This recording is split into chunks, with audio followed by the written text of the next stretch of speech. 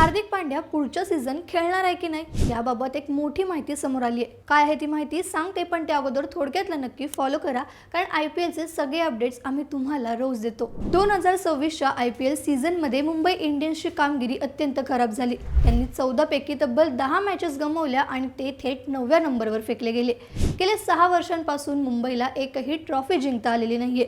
त्यामुळे आता मुंबई इंडियन्सच्या मॅनेजमेंटने एक मोठा निर्णय घ्यायचा ठरवलाय। मिळालेल्या माहितीनुसार हार्दिक पांड्याकडून कॅप्टन्सी काढून घेतली जाणार आहे। इतकंच नाही तर तो टीम मध्ये खेळाडू म्हणून राहणार की नाही यावरही मोठी चर्चा होणार आहे। शेवटच्या मॅच नंतर कोचिंग स्टाफने सिनियर खेळाडूंना स्पष्ट सांगितलंय की डेटा आणि प्लॅनिंग नुसार खेळा, मनमानी करू नका।